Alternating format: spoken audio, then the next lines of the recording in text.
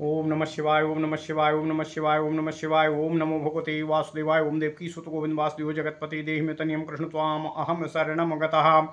अथ श्री ब्रह्म वैवर्त पुराण ब्रह्मखंड षड्विंशोऽध्याय। नारद के प्रति भगवान महादेव द्वारा कृष्ण मंत्र प्रदान करने का वर्णन तथा आह्निक प्रकरण का कथन। ओम नमः शिवाय ओम नमः शिवाय ओम नमः शिवाय ओम नमो भगवते वासुदेवाय ओम देवकी सुत गोविंद वासुदेव जगतपति देहि में तनियम कृष्ण त्वाम अहम शरणम गतः। ओम नमः शिवाय ओम नमः शिवाय ओम नमः शिवाय। सौतिरुवाच हरिस्तोत्रं चाकवचं मन्त्रं पूजाविधिं परं हरं ययाच्चेदेवर्षिर्ध्यानं च ज्ञानमेव च। स्तोत्रं चाकवचं मन्त्रं ध्यानं पूजाविधिं तथा तत्प्राक्तनीयज्ञानं च ददौ तस्मै महेश्वरः। सर्वं प्राप्य मुनिश्रेष्ठः परिपूर्णो मनोरथः उवाच प्रणतो भक्त्या गुरुं प्रणतवत्सलम्। ओम नमः शिवाय ओम नमः शिवाय ओम नमः शिवाय। ओम नमो भगवते वासुदेवाय ओम देवकी सुत गोविंद वासुदेव जगतपते देहि में तनियम कृष्ण त्वाम अहम शरणम गतः। नारदुवाच आह्निकं ब्रह्मणानां च वदवेदो विदाम वरो स्वधर्मपालनं नित्यं यतो भवति नित्यशः। महेश्वरवाचो ब्रह्मे मुहूर्ते चोत्थाय ब्रह्मरन्ध्रस्थपङ्कजे सूक्ष्मे सहस्रपत्रे स्वे निर्मले ज्ञानिर्वर्जति। रात्रिवासं परित्यज्य गुरुं तत्रैव चिन्तयेत अव्याख्या मुद्राकरं प्रीतं सस्मितं शिष्यवत्सलं प्रसन्नवदनं शान्तं परितुष्टं निरन्तरं साक्षात् ब्रह्मस्वरूपं च परमं चिन्तयेत् सदा। ध्यात्यैवं गुरुमाराध्य हतपद्मे निर्मले सिते सहस्रपत्रे विस्तीर्णे देवमिष्टं विचिन्तयेत्। यस्य देवस्य यद्ध्यानं यद्रूपं तद्विचिन्तयेत् गृहीत्वा तदनुज्ञां च कर्तव्यं समयोचितम्। आदौ ध्यात्वा गुरुं नत्वा सम्पूज्य विधिपूर्वकं पश्चादाज्ञामादाय ध्यायेदिष्टं प्रपूजयेत्। गुरु प्रदर्शितो देवो मंत्र पूजा विधिर्जपः न देवेन गुरुर्द्रष्टस्तस्माद्देवाद् गुरुपरः। गुरुर्ब्रह्मा गुरुर्विष्णु गुरुर्देवो महेश्वरः अगुरुः प्रकृतिरीसाद्या गुरुः चन्द्रो नलो रविः। गुरुर्वायुश्च वर्णो गुरुर्माता पिता सुहृद गुरुमेव परं ब्रह्म नास्ति पूज्यो गुरुपरः। ओम नमः शिवाय ओम नमः शिवाय। अभीष्ट देवे रुष्टे च समर्थो रक्षणे गुरु न समर्था गुरु रुष्टे रक्षणे सर्वदेवताः। यस्य तुष्टो गुरुः शाश्वतजयस्तस्य पदे पदे यस्य रुष्टो गुरुस्तस्य सर्वनाशश्च सर्वदा। नासं पूज्य गुरुं देवं यो मूढः पूजयेद् भ्रमात् अब्रह्महत्या शतं पापी लभते नात्र संशयः। सामवेदे च भगवानित्युवाच हरिः स्वयं तस्माद्भीष्टदेवाच गुरुः पूज्येतमः परः। गुरुमिष्टं स्वयं ध्यात्वा स्तुत्वा वै साधको मुने निर्मलं स्थलमासाद्य विष्णुमूत्रं हृत्सर्जेन मुदा। जलं जलसमीपं च सरन्ध्रं प्राणिसन्निधिं देवालयसमीपं च वृक्षमूलं च वर्त्म च हलोत्कर्षस्थलं चैव सस्यक्षेत्रं च गोष्ठकं नन्दी नदी कन्दरगर्भं च पुष्पोद्यानं च पङ्किलम् अग्रामाद्याभ्यन्तरं चैव नृणां गृहसमीपकं शङ्कुं सेतुं सर्वणं श्मशानं वहिनि सन्निधिं क्रीडास्थलं महारण्यम् अपमञ्चकाधमस्थलं क्रीडास्थलं महारण्यं मञ्चकाधास्थलं तथा अवृक्षछायायुतं स्थानमन्तः प्राण्यपर्णकम्। ओम नमः शिवाय ओम नमः शिवाय ओम नमः शिवाय। दूर्वा स्थानं कुशस्थानं वाल्मीकिस्थानमेव च वृक्षारोपणभूमिं च कार्यार्थं च परिष्कृतम् एतत् सर्वं परित्यज्य सूर्यतापो विवर्जितं कृत्वा गर्तं पुरीशं च मूत्रं च परिवर्जयेत् पूरीशमूत्रोत्सर्गं च दिवः कुर्यादङ्मुखः अपश्चिमाभिमुखो रात्रौ सन्ध्यायां दक्षिणामुखः मौनी धृत्वा च निःश्वासं यथा गन्धो न सञ्चरेत त्यक्त्वा मृदा समाच्छाद्य शौचं कुर्याद्विचक्षणः कृत्वा तु लोष्टशौचं च जलशौचं ततः परम् अमृदुक्तं तज्ज्वलं चैव तत्प्रमाणं निशामयम् ओम नमः शिवाय ओम नमः शिवाय मृदुक्तं तज्ज्वलं चैव तत्प्रमाणं निशामय एकां लिङ्गे मृदं दद्याद्वामहस्ते चतुष्टयम् उभयोरहस्तयोर्द्वये तु मूत्रशौचं प्रकीर्तितं मूत्रशौचं द्विगुणितं मैथुनानन्तरं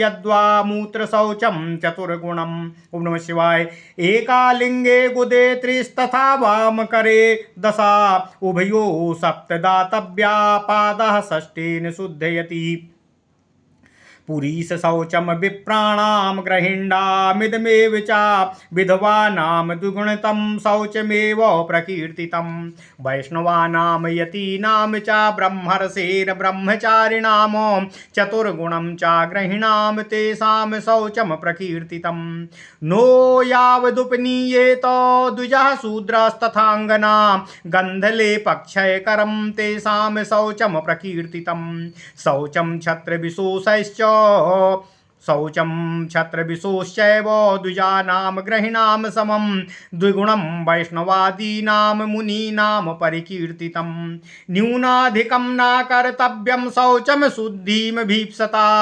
अप्रायश्चित्तं प्रयज्येत विहितातिक्रमे कृते शौचं तन्नियममत्तः सावधानं निशामया मृच्छौचे च शुद्धिर्विप्रोप्या शुचिश्च व्यतिक्रमे ओम नमः शिवाय ओम नमः शिवाय वल्मीकमूषिकोत्खातां मृदमन्तर्जलां तथा शौचावशिष्टां गोहा च नादद्यालेप संभवाम ओम नमः शिवाय अंतः प्रावण्यपर्णा च हतोत्खातां विशेषतः कुसुमूलोत्थितां चैव दूर्वामूलेत्थितां तथा अश्वत्थमूलान्नीतां च तथैव सैनोत्थितां चतुष्पथाश्च गोष्पदानां तथैव च सस्यस्थलानां क्षेत्राणामुद्यानानां मृदन्त्येज्येत स्नातो वाप्याथ वास्नातो विप्रः शौचेन शुद्धयति ओम नमः शिवाय ओम नमः शिवाय ओम नमः शिवाय ओम नमो भगवते वासुदेवाय ओम देवकीसुत गोविंद वासुदेव जगत्पते देहि मे तनियं कृष्ण त्वाम् अहम शरणं गतः शौचहीनो शुचिर्नित्यमनर्हं सर्वकर्मसु कृत्वा शौचमिदं विप्रो मुखं प्रक्षालयेत् सुधी आदौ षोडशः गण्डूसैर्मुखशुद्धिं विधाय च दन्तकाष्ठेन दन्ताश्च तत्पश्चात् परिमार्जयेत् पुनः षोडश गण्डूसैर्मुखशुद्धिं समाचरेत् दन्तमार्जनकाष्ठानां नियमं शृणु नारद निरूपितं सामवेदो हरिणा चाह्निकक्रमे अपामार्गं सिन्धुवारो माम्रं चाकरवीरकं खदिरं शिरीषं च जातिपुन्नागशालकम् अशोकम् अर्जुनं चैव क्षीरिवृक्षं कदम्बकं जम्बूकं बकुलं तोक्मा पलासं च प्रशस्तकं बदरीं पारिभद्रं च मन्दारं सालमलिं तथा वृक्षं कष्टकयुक्तं च वृक्षं कण्टकयुक्तं च लतादि परिवर्जयेत पिप्पलं च प्रियालं च तिन्तिकीडं च तालकं खरजूरं नारिकेलं च तालं च परिवर्जयेत दन्तशौचो विहीनश्च सर्वशौचो विहीनकः शौचहीनो शुचिर्नित्यमनर्हः सर्वकर्मसु कृत्वा शौचं शुचिर्विप्रो धृत्वा धौते चावाससि प्रक्षाल्य पादावाचम्य प्रातः संध्यां समाचरेत एवं त्रिसन्ध्यं संध्यां चाकुरुते कुलजो द्विजः सः स्नातः सर्वतीर्थेषु त्रिसन्ध्यं च समाचरेत सः स्नातः सर्वतीर्थेषु त्रिसन्ध्यं यः समाचरेत संध्यात्रितैहीनः स्यादनरहं सर्वकर्मसु यदन्हा कुरुते कर्मो न तस्य फलभाग भवेत नोपतिष्ठति यः पूर्वा नोपास्ते यस्तु पश्चिमामो सः शूद्रो बद्वहि कार्यं सर्वस्माद् पूर्वां संध्यां परित्यज्य मध्यमां पश्चिमां तथा ब्रह्महत्यामात्महत्यां प्रत्यहं लभते द्विजः एकादशी विहीनो यः संध्याहीनश्च यो द्विजः कल्पं व्रजेत कालसूत्रं यथा हि वृषलीपतिः अप्रातः संध्यां विधाय एवं गुरुमिष्टं सुरं रविम्। ओम नमः शिवाय।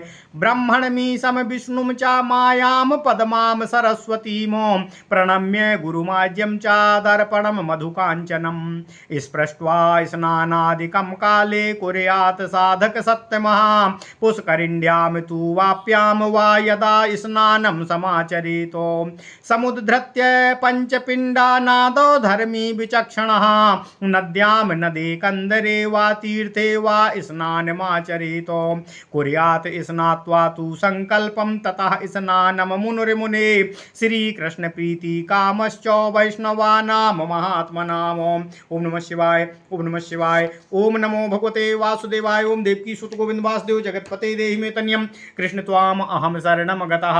ओम नमः शिवाय। संकल्पो गृह्णाम चैव कृतपातकनाशनः विप्रः कृत्वा तु संकल्पं मृतं गात्रे प्रलेपयेत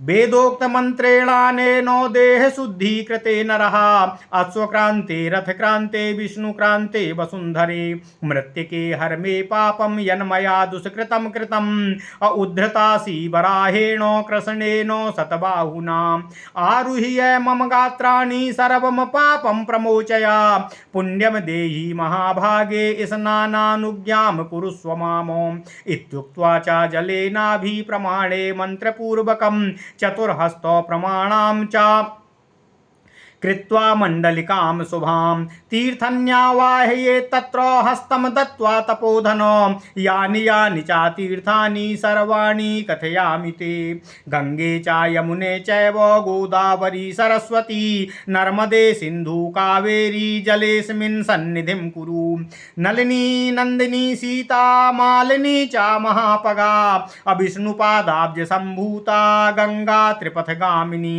पद्मावती भोगवती स्वर्णरेखा च कौशिकी दक्षा पृथ्वी च सुभगा विश्वकाया शिवामृता विद्याधरी सुप्रसन्ना तथा लोको प्रसादिनी अक्षेमा च वैष्णवी शांता शांतिदा गोमती सती सावित्री तुलसी दुर्गा महालक्ष्मी सरस्वती कृष्ण प्राणाधिकाराधा लोपामुद्रादिति रति अहल्या चादिति संज्ञा स्वधा स्वाहाप्यरुन्धति शतरूपा देवहूतिरित्याद्या संस्मरेत सुधी स्मृत्वा स्नात्वा महापूतः कुर्यात्तु तिलकं बुधः अवह्योर्मूले ललाटे च कंठदेशे च वक्षसि स्नानं दानं तपो हेमो देवता पितृकर्म च तत्सर्वं निष्फलं याति ललाटे तिलकं विना ब्राह्मणस्तिलकं कृत्वा कुर्यात् संध्यां च तर्पणं नमस्कृत्य सुरान् भक्त्या ग्रहं गच्छेन् मुदान्वितः प्रक्षाल्य पादौ यत्नेन धृत्वा धौते च वाससि मन्दिरं प्रविशेत् प्राज्ञः इत्याह हरिरेव च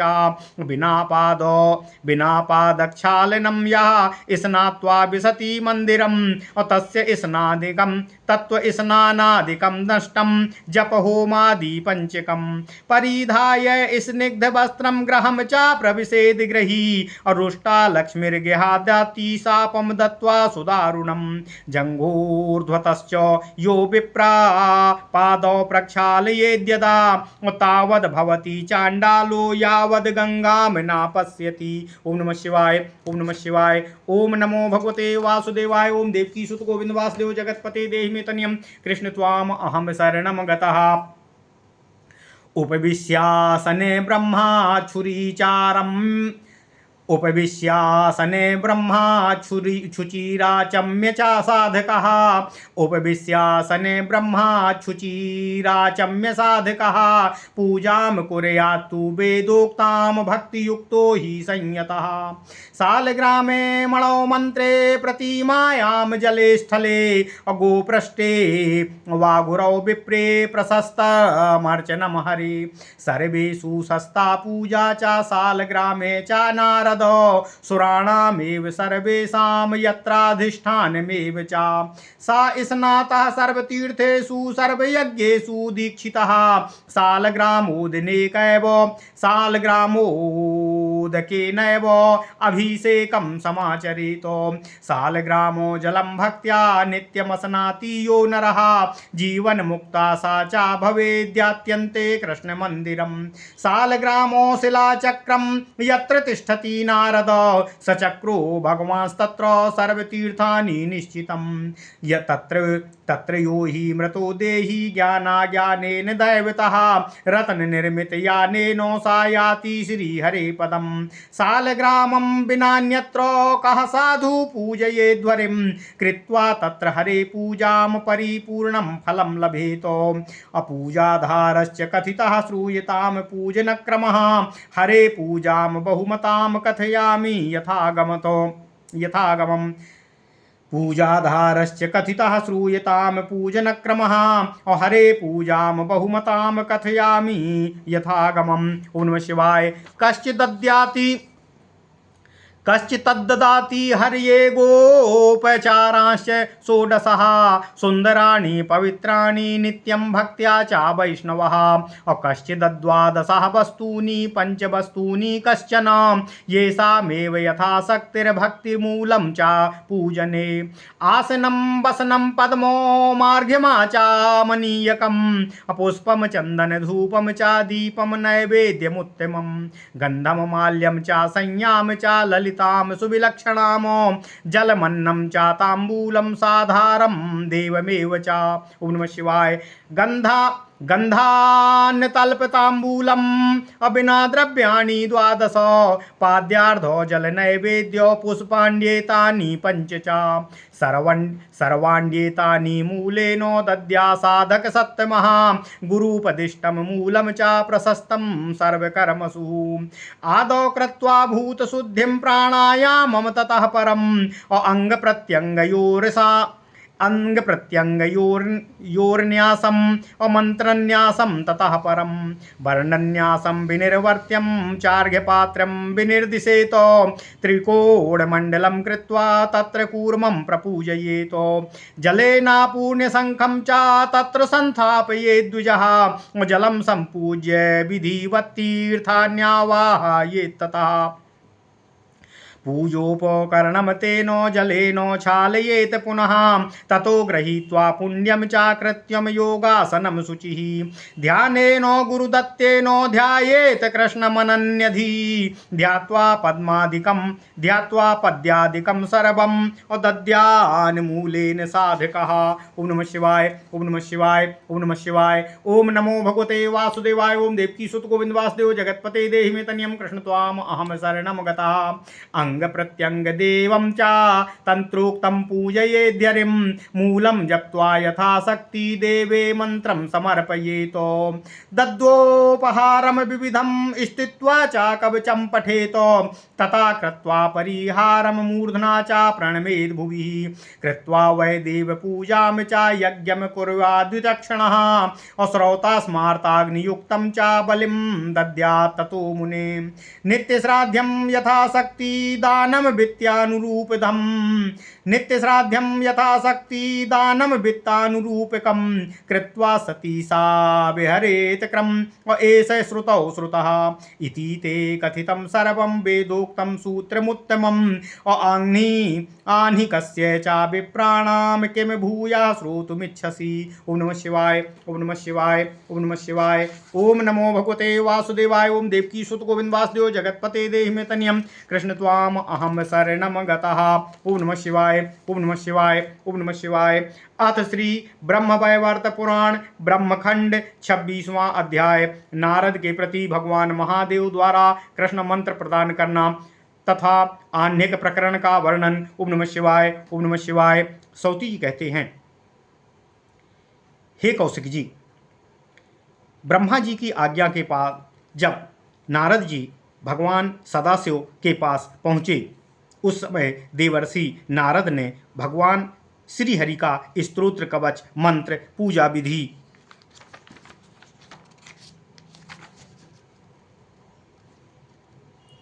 ध्यान तथा ज्ञान हेतु भगवान महेश्वर से प्रार्थना किया। महेश्वर ने नारद को हरि का स्तोत्र, हरि का कवच, उनका मंत्र, उनका ध्यान, उनकी पूजा विधि तथा उनके जन्मांतरीय अर्थात पूर्व जन्मों में अर्जित ज्ञान को भी भगवान शिव ने नारद जी को प्रदान किया, अर्थात प्राक्तन ज्ञान भी उनको दिया। मुनि प्रवर नारद यह सब पाकर परिपूर्ण मनोरथ हो गए। उन्होंने भक्ति के साथ अपने गुरु के समक्ष भगवान शिव जी के समक्ष प्रणत होकर उन प्रणत वत्सल गुरु महादेव जी को इस प्रकार कहा। देवर्षि नारद जी कहते हैं, हे वेदज्ञों में श्रेष्ठ, जिस कार्य से नित्य स्वधर्म का पालन किया जा सके, कृपा पूर्वक ब्राह्मणों की आह्निक क्रिया अर्थात नित्य कर्म का वर्णन करने की कृपा कीजिए। महेश्वर जी कहते हैं, हे नारद, ब्राह्मण लोग ब्रह्म मुहूर्ति में उठें, रात्रि का वस्त्र त्याग कर निर्मल तथा ग्लानि से रहित ब्रह्मरंध्रस्थ सूक्ष्म सहस्त्रदल पद्म में गुरु का चिंतन इस प्रकार करें कि वे उपदेशदाता हैं, सर्वदा प्रसन्न एवं ईसत हास्य युक्त तथा भक्तवत्सल हैं। उनका मुख कमल निरंतर प्रसन्न है, मूर्ति शांत है तथा वे साक्षात ब्रह्म स्वरूप हैं। शिष्य द्वारा गुरु का इसी प्रकार चिंतन किया जाना चाहिए। गुरु का यह ध्यान करके उनकी आज्ञा लेकर निर्मल शुक्ल वर्ण विस्तीर्ण सहस्त्र दल पद्म में इष्ट देव का चिंतन करना चाहिए। जिस देवता का जैसा ध्यान है उसका चिंतन भी उसी प्रकार से करना चाहिए। समस्त समयोचित कर्तव्य गुरु की आज्ञा से ही संपादित करना चाहिए। नियम यह है कि सर्वप्रथम गुरु ध्यानोपरांत उनको प्रणाम करें, तदनंतर उनकी साविधि पूजा करके उनकी आज्ञा लेकर ही इष्ट देव का ध्यान एवं पूजा करें। गुरुदेव इष्ट देव का, उनके मंत्र का, उनकी पूजा विधि का तथा जप का प्रदर्शन कराते हैं, तथापि इष्ट देव गुरु का दर्शन नहीं करा सकते। इसी कारण इष्ट देव को गुरु से भी श्रेष्ठ माना गया है। गुरु ही ब्रह्मा है, गुरु ही विष्णु है तथा गुरु ही साक्षात महेश्वर देव है। गुरु ही आद्य प्रकृति है, चंद्र है, सूर्य है, अग्नि है, वायु है, वरुण है, माता पिता तथा सुहृद बंधु है। यह सब कुछ गुरु ही है, सब कुछ गुरु ही है। गुरुदेव ही परम ब्रह्म है, अतः गुरु से बढ़कर कोई भी पूजनीय नहीं है। अभीष्ट देव के रुष्ट होने पर गुरु उसकी रक्षा कर देते हैं, तथापि गुरुदेव के रुष्ट होने पर समस्त देवता मिलकर भी उसकी रक्षा नहीं कर सकते, उस शिष्य की रक्षा नहीं कर सकते। जिस पर गुरु प्रसन्न हो गए, पग पग पर वह विजय का लाभ प्राप्त करता है। जिसके प्रति गुरु रुष्ट हो जाते हैं उसका सर्वदा सर्वनाश होता है। जो मूढ़ व्यक्ति गुरु पूजा न करके भ्रम में पड़कर पहले इष्ट देव की पूजा करता है उसे 100 ब्रह्म हत्या का पाप लगता है, इसमें तनिक भी संदेह नहीं है। भगवान श्री हरि ने सामवेद में यही स्वयं कहा है। इसी कारण अभीष्ट देव से भी गुरु पूज्यतम तथा उत्कृष्ट होता है।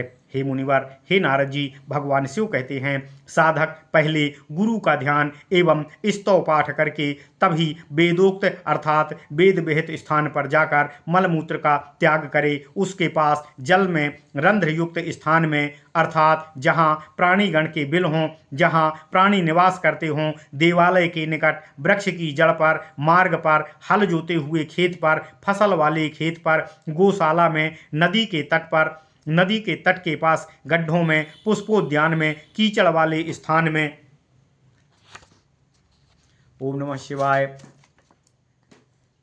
ग्राम के अंदर मनुष्यों के गृह के पास कंदरा में शंकुयुक्त स्थान में पुलों पर सरकंडों में वन में शमशान में अग्नि के पास खेल की जगह में भयानक वन में किसी मंच के नीचे किसी वृक्ष के नीचे दूर्वा अथवा कुश के ऊपर दीमक की बांबी पर तथा वृक्षारोपण होने वाली भूमि पर किसी कार्य के लिए साफ और स्वच्छ बनाई गई भूमि पर मलमूत्र का त्याग कभी नहीं करना चाहिए। इन स्थानों का त्याग करके सूर्य की धूप जहाँ पड़े वहाँ गड्ढा करके मलोत्सर्ग करें और पुनः उसको ढक दें।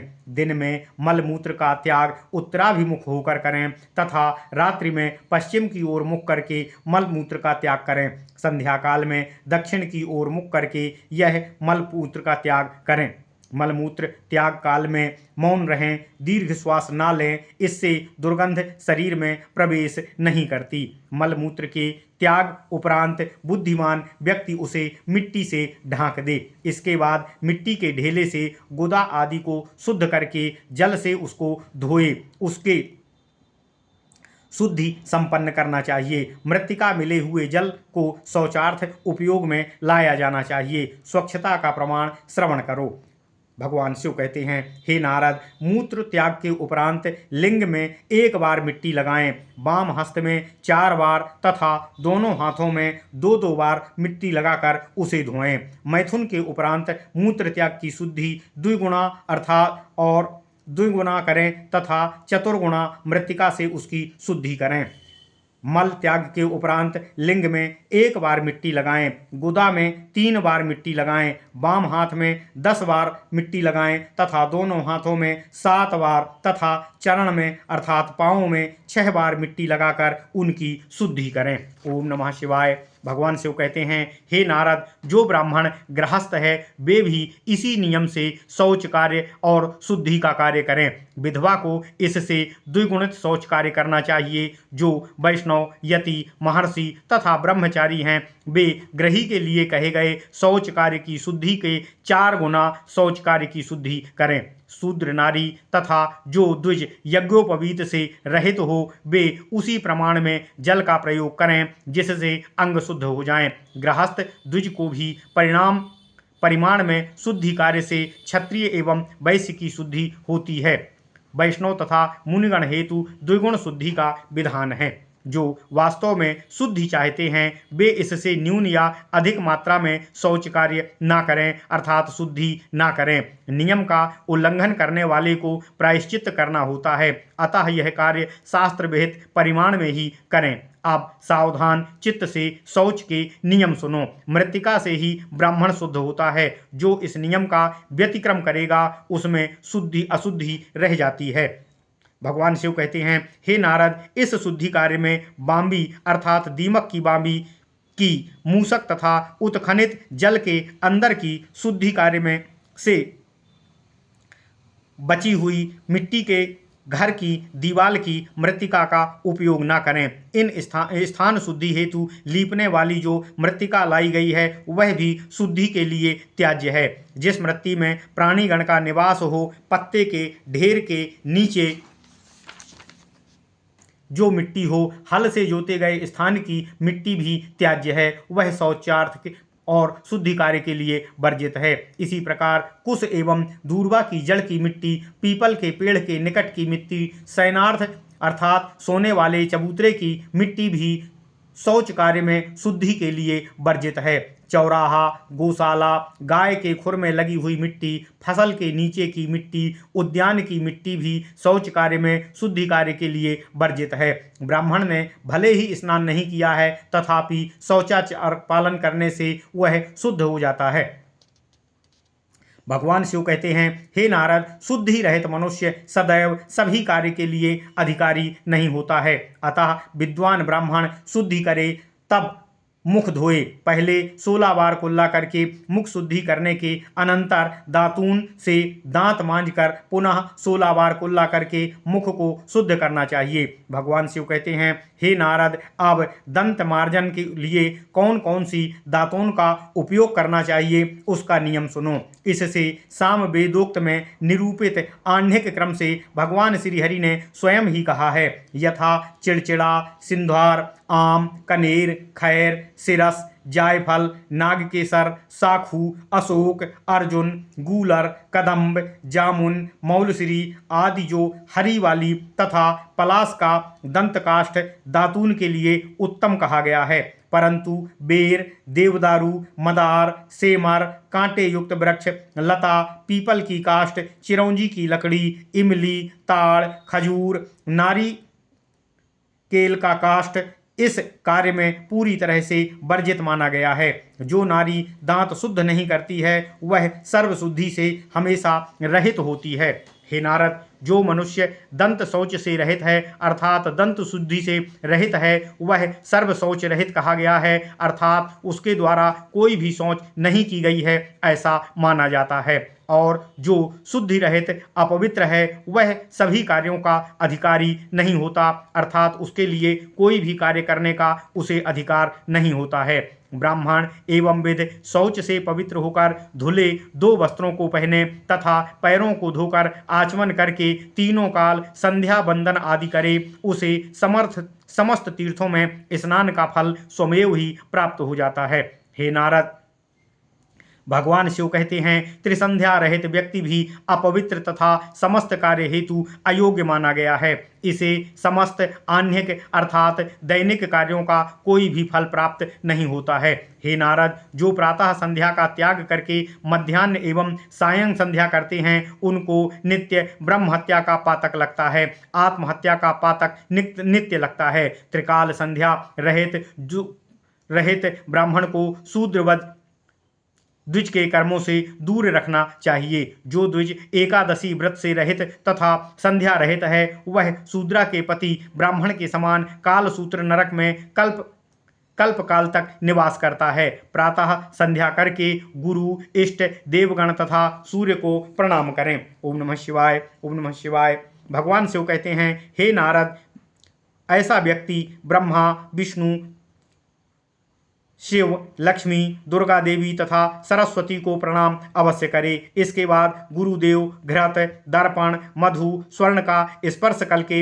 यथाकाल स्नान करना चाहिए। यदि वह विद्वान धार्मिक व्यक्ति अन्य के बनाए पोखरा, बावली में स्नान करता है तब उसे स्नान काल में उस जलाशय की पांच पिंड मिट्टी तल में से बाहर तट पर रखकर तब स्नान करना चाहिए। नदी, नद, वापी, तीर्थ में स्नान करे। 5 पिंड मृत्तिका बाहर निकालकर तभी नदी, नद, कंदरा किंवा तीर्थ में भी स्नान का नियम है। स्नान उपरांत संकल्प करके पुनः स्नान करे। हे मुनिप्रवर, भगवान शिव कहते हैं, हे नारद, वैष्णव महात्मा गण का सभी संकल्प अपनी प्रसन्नता हेतु न होकर भगवान श्री कृष्ण की प्रसन्नता हेतु ही किया जाता है। हे नारद, हे नारद, ग्रही का संकल्प कृत पातक नाशार्थ होता है। विप्रगण यह संकल्प कार्य संपन्न करने के अनंतर इस वेद मंत्र से शरीर को मृत्तिका से लिप्त करें। यथा, हे मृत्तिके, मेरे द्वारा कृत सभी पातकों का नाश करो। तुम सदा अश्व, रथ तथा भगवान श्री हरि विष्णु के चरणों से आक्रांत हो। भगवान श्री कृष्ण देव ने बाराह रूपी होकर आपको 100 बाहु से तुम्हारा एकारणों से उद्धार किया था। अब तुम इस मृत्तिका लेप रूप में मेरे शरीर पर आरूढ़ होकर मुझे पाप रहित बनाओ। हे महाभागे, मुझे इस पुण्य स्नानार्थ आज्ञा प्रदान करो। यह मंत्र पाठ करके जलाशय में नाभिमात्र जल में खड़ा होकर वहां मंत्रोच्चारण करके 4 हाथ के मंडल की कल्पना जल पर करे। हे तपोधन, हे नारद जी, भगवान शिव कहते हैं, उसे स्पर्श करते हुए वहां तीर्थों का आवाहन करना चाहिए। जिन तीर्थों का आवाहन वहां करना है वह मैं आपसे कह रहा हूं। ओम नमः शिवाय। भगवान शिव कहते हैं, हे नारद, वे तीर्थ हैं। हे गंगे, हे यमुने, हे गोदावरी सरस्वती, हे नर्मदा सिंधु कावेरी, आप सब इस जल में निवास करें। नलिनी, नंदिनी, सीता, महानदी, मालिनी, विष्णु, चरण कलोद्भूता गंगा जो त्रिफगदा है, पद्मावती, भोगवती, स्वर्णरेखा, कौशिकी, दक्षा, पृथ्वी, शुभगा, विश्वकाया, शिवा, असिता, विद्याधारी, सुप्रसन्ना, लोक प्रसाधनी, क्षेमा, वैष्णवी, शांति प्रदायिनी, शांता, सती, गोमती, सावित्री, तुलसी, दुर्गा, महालक्ष्मी, सरस्वती, कृष्ण प्राणाधिका, राधा, लोपामुद्रा, दिति, रति, अहल्या, अदिति, संज्ञा, स्वाहा, स्वधा, अरुंधति, शतरूपा, देवहूति प्रभृति का स्मरण करके यह सुधी स्नानार्थी व्यक्ति स्नान से महापावन होकर अपने बाहुमूल, ललाट, कंठ, वक्ष पर तिलक करे। ओम नमः शिवाय। भगवान शिव कहते हैं, हे नारद, ब्राह्मणगण सर्वांग में तिलक धारण के उपरांत संध्या तथा तर्पण आदि का कार्य समाप्त करके पैर धोकर एवं एक जोड़ी शुद्ध वस्त्र धारण करके अपने गृह में जाए। यह स्वयं भगवान श्री हरि का कथन है। तिलक लगाए बिना स्नान, दान, तप, होम, देवकर्म, पितृकर्म नष्ट हो जाते हैं। जो स्नान करके घर में प्रवेश अथवा मंदिर में प्रवेश पैर धोए बिना करता है, उसके स्नान आदि जपादि पंचकर्मों का सर्वथा नाश हो जाता है। ओम नमः शिवाय। ओम नमः शिवाय। ओम नमो भगवते वासुदेवाय। ओम देवकी सुत गोविंद वासुदेव जगतपति देहि तनियम कृष्ण त्वाम अहम शरणम गतः। भगवान शिव कहते हैं, हे नारद, जो कोई ग्रही स्निग्ध वस्त्र अर्थात गीले वस्त्र पहने घर में जाता है, उस पर लक्ष्मी सदा कुपित हो जाती है, उसे दारुण शाप देकर उसके गृह से चली जाती है। जो ब्राह्मण जांघ ऊपर करके पैर धोता है, अर्थांतर से यहाँ जांघ को ऊपर तक धोता है, वह तब तक चांडाल ही रहेगा जब तक गंगा दर्शन नहीं कर लेता है। हे ब्राह्मण, जो एवं विध पवित्र हो गए हैं, वे ही आसन पर स्थित होकर आचमन करें, वे ही भक्ति सहित संयत मन से वेदोक्त पूजा करें।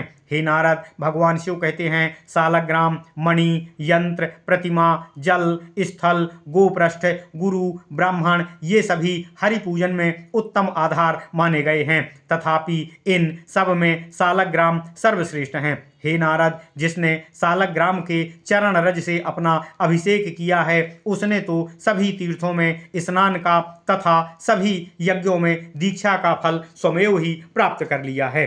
हे नारद, भगवान शिव कहते हैं, जो मनुष्य नित्य भक्ति भाव से नित्य सालग्राम शिला का जल पीते हैं, सालग्राम को स्नान कराकर वह जल पीते हैं, वे जीवन मुक्त हो जाते हैं, वे देहोपरांत गोलोक जाते हैं। हे नारद, जहाँ सालग्राम शिला चक्र स्थित है, वहाँ सभी तीर्थ तथा चक्रधारी भगवान श्री हरि का सदा निवास रहता है। यदि कोई देहधारी वहाँ ज्ञानतः अज्ञानतः मृत हो जाता है, वह रत्नमय विमान पर बैठकर गोलोक को प्राप्त होता है। साधु मनुष्य सालग्राम के बिना पूजा नहीं करते। भगवान श्री हरि पूजा सालग्राम पर ही करते हैं,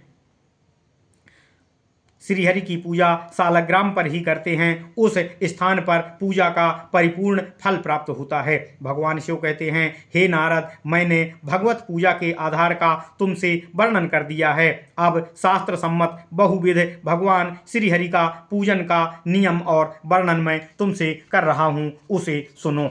भगवान शिव कहते हैं, हे नारद, जो लोग कतिपय जो भक्तिभान वैष्णव हैं, भक्ति भावेन भगवान श्री हरि की मनोहर पूजा षोडशोपचार से करते हैं, कोई द्वादशोपचार से तो कोई पंचोपचार से भगवान श्री हरि की पूजा करते हैं। अतः जिसकी जो क्षमता हो, वे तदनुसार ही भगवान श्री हरि की पूजा करें। वास्तव में भक्ति ही पूजा का मूल आधार है। आसन, वस्त्र, पद्म, आर्घ, आचमनीय, पुष्प, चंदन, धूप, दीप, उत्तम नैवेद्य, गंध, माल्य, उत्तम कोमल सैया, जलपात्र, साधार अन्न, आधार युक्त तांबूल, ये षोडशोपचार पूजन के क्रम हैं। भगवान शिव कहते हैं, हे नारद, इनमें से गंध, अन्न, सैया तथा तांबूल को कम कर दें, तब शेष 12 द्वादशोपचार पूजा होती है। केवल पाद्य, अर्घ्य, जल, नैवेद्य, पुष्प, यह पंचोपचार पूजा होती है। सभी वस्तु साधक गुरु प्रदत्त मूल मंत्र से अर्पित करे। गुरु के उपदेश से जो मंत्र मिलता है वही मंत्र सभी कार्य हेतु प्रशस्त होता है। ओम नमः शिवाय, ओम नमः शिवाय, ओम नमः शिवाय। साधक सर्वप्रथम भूत शुद्धि करके प्राणायाम करे, तत्पश्चात अंगन्यास संपन्न करके मंत्रन्यास करे, इसके पश्चात वर्णन्यास का निर्वाह करे। अर्घ्य स्थापना करने के बाद त्रिकोण मंडल निर्माण करके उस पर कूर्म देवता की पूजा करनी चाहिए। इसके पश्चात शंख में जल भरकर उसे वहीं स्थापित कर दें। आधार सहित शंख हो। यथाविधि उस जल की पूजा करने के पश्चात जल में तीर्थों का आवाहन करें। इसके बाद पूजोपकरणों को प्रक्षालित करके पुष्प लेकर योगासन आसीन होकर साधक पुष्प अंजलि में लेकर शुद्ध मन से गुरु प्रदत्त मंत्र का ध्यान कर भगवान श्री कृष्ण देव जी का ध्यान करके पुष्पांजलि दे। इसके बाद सभी वस्तु मूल मंत्र द्वारा यथा नियम निवेदित करे। हे नारद, भगवान शिव कहते हैं, इसके बाद नाना उपहारों को निवेदित करके वह साधक शास्त्रोक्त अंग देवता की पूजा तथा भगवान श्री हरि विष्णु देव की पूजा करे। अंग देवगण के साथ प्रत्यंग देवगण की भी पूजा करे। इसके बाद मूल मंत्र का जप अपनी शक्ति के अनुसार करके साधक समस्त जप इष्ट देव को समर्पित करे। इसके पश्चात प्रभु को नाना प्रकार के उपहार समर्पित करने के बाद भक्ति के साथ उनकी भगवान इष्ट देव की स्तुति करे एवं कवच का पाठ करे। इसके बाद विसर्जन करना चाहिए और अवनत मस्तक साधक भगवान को भूमि पर लेटकर दंडवत प्रणाम निवेदित करे। इस देव पूजा के बाद साधक को श्रौत अथवा स्मार्त अग्नियुक्त होम अर्थात मातृ देवी के उद्देश्य से तथा दिक्पाल आदि के उद्देश्य से बलि अर्थात ग्रास देना चाहिए। अपनी भगवान शिव कहते हैं, हे नारद, इसके बाद अपनी धन की शक्ति के अनुसार नित्य श्राद्ध एवं दान देकर वह पुण्यात्मा साधक यथा नियम आहार विहार आदि को भोग करे। मैंने वेदोक्त उत्तम पूजा सूक्त का वर्णन तुमसे कर दिया है। हे नारद, अब तुम्हारी और आगे क्या सुनने की इच्छा है? ओम नमः शिवाय। इति श्री ब्रह्मवैवर्त महापुराणे ब्रह्मखंडे शिव नारद संवाद आह्निक निरूपणम नाम षड्विंशोऽध्यायः। ओम नमः शिवाय, ओम नमः शिवाय, ओम नमः शिवाय। ओम नमो भगवते वासुदेवाय। ओम देवकी सुत गोविंद वासुदेव जगतपते देहि मे तनियम कृष्ण त्वाम अहम शरणम गतः। ओम नमः शिवाय।